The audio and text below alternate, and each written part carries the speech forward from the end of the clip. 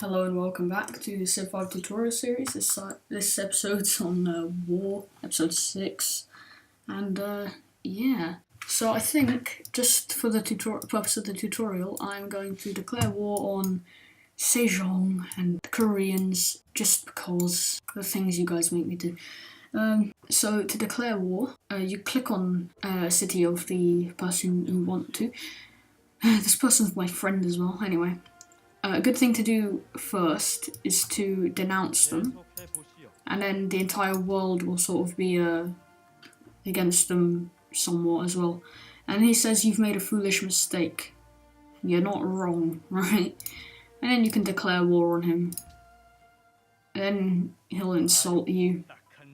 He was surprised by this apparently. Oh. Okay, he's not surprised. He was lying.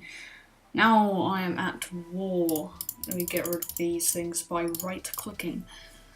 Okay, now I'm at war. In the second episode, I talked about units, but there are only passive units like settlers and workers and stuff. Here we're going to talk about combat. And the first thing you need to know is that all the things that they can do. They can attack. If you hold right-click, you can move. But if you go onto an enemy, they'll attack them. You can see that the number here is 2, meaning that I'll need to wait a turn basically before I can attack him. So another thing that I can do is, I can embark and go into the water. This unit is now asleep. I called him Bob. And what it means when someone's asleep is that it won't keep on saying a unit needs orders for them. They're just going to sit there until I give them something to do. And now I am going to give them something to do.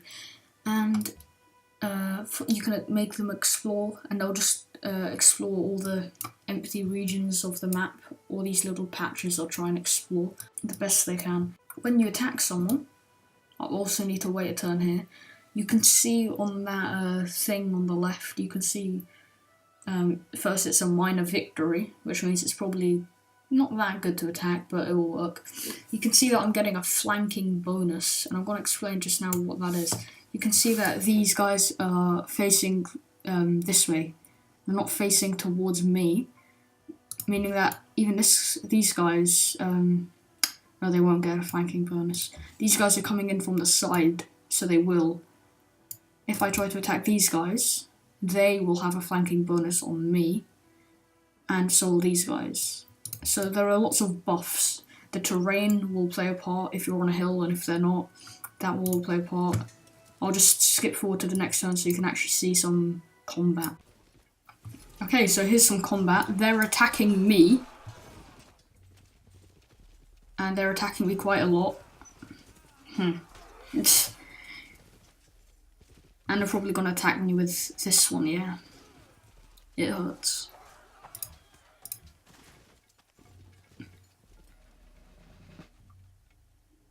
They have a settler. What I can try to do is try and capture the settler, because when you try and capture a passive unit like a settler, worker, scout, or great person, they'll just disappear, really. So I'm going to try and... I could either come around this way, sort of on the hill, and then capture, or I could protect my guy here. So this guy can go and retreat, and this guy can come up on the hill, or even... No. Another thing, they can't attack ranged units like archers. They can't attack over forests, jungle, or hills, or mountains. So they need to be in open terrain. They're good for that. So he needs to move to a hill.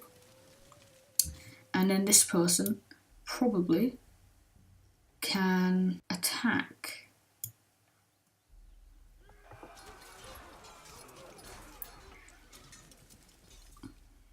So yeah, this is how combat works in the game. Just to speed things up, next turn I'll cheat in a few troops, maybe. Another thing is promotions to units. You can either make them heal instantly, but that's kind of a waste, and I'll explain why. You can give them rough terrain, 15% combat strength, or 15% combat strength open terrain. I'm going to say rough terrain because a lot of this area here, jungle and hills, is rough terrain. So I'm gonna do that. Okay, so I've given myself an absolutely ridiculous army. And right now I can show you how things work. So these knights are superior to the puny horsemen. And I can just demolish them. Things with mounted units, after they attack, they can retreat. But I just want to use this opportunity to show you the heal. When you heal, it won't. It's as if it's sleeping, but it will heal as well. So I'm also going to attack this one. It's all strategy, who you attack. And then with this horseman, I'm going to come down and capture this settler, and it will turn into a worker, and I need to escort that back to my civilization. Naval combat works, obviously you move in the sea. They tend to have a large, tend to have larger movement points. And some have ranged attacks, so I can just pick whoever I want off from the seas. They can't attack me, that sort of thing. Or I can attack ship to ship, so not ranged, but as in these guys attack foot soldier to foot soldier, ship to ship. Also, that sort of ship to ship, it's hard to say. You can also attack cities like that, so you can capture cities like that. I'll talk more about capturing cities. Might capture Busan. Catapults and trebuchets and cannons, they first need to set up for range attack before they actually fire. Once they set it up, that costs a movement point, by the way, they can do a range attack and murderize things. So, yeah, I'm just gonna move up my units. I don't really have a care for strategy at the moment because I can just cheat in new units if I wanted to. So you move up your units and you continue the fight. Here you see a civilization has given a trade to me, and they're saying open borders. I'm gonna say no. You have the choice, and I'll say no. There you just saw a unit was killed, sadly, but I can still carry on fighting. You can see that my range is 2 tiles, so I can't reach this archer. So I might bring him down over here. Another thing I forgot to mention is that cities themselves can actually attack, so they can attack 2 tiles, no matter what the terrain. Since this trebuchet has been set up since last term, I can range someone straight away. When you're healing a unit, it will take less time if you heal inside a city. And when your mounted unit has that post-attack retreat time, they can't attack again.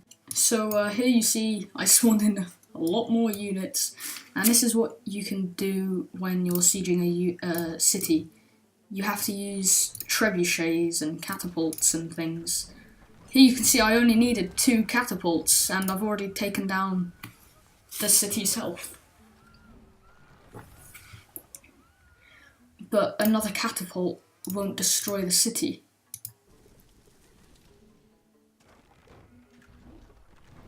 Instead, I need to take it with a foot soldier. So I can take it with this long swordsman. And then here I've taken the city. And then I can annex it, which will basically make it mine. I can make it a puppet, which will give me less unhappiness, but it will be controlled by an AI. So you can't choose what it produces or customize the city. You can either raise it to the ground, but first you might want to view the city, see what it has. The city doesn't have a lot, so I'm just going to raise it to the ground. So this is basically combat in Civilization. But what I haven't showed you is barbarian encampments, because now in the game they're pretty much all gone. Here's a barbarian encampment. They spawn on early, and then barbarians will spawn on here, raid all of your improvements, which will need to be rebuilt with workers. And the only way to stop them spawning is to get rid of the encampment itself. I'm also going to talk about espionage. Espionage here. Espionage only starts when someone enters the Renaissance era, so I'll just cheat. Now I'm in the Renaissance era, somehow. I have recruited a spy. And this is the espionage overview. And this spy, I can move him to a city. I can move him to one of my own cities, and if another spy comes over, there's a chance my spy will find him and kill him, and then they won't have that spy anymore. I can also move them to other cities, and then I can view the city as if it, like, in this sort of way. This is all the city screen if you've got. But I could also put them in a city, and it will travel, and then I can view the city, and then I will be able to steal technology over time. So that is episode 6 on war. Next episode will be on victory and ways to win. Bye.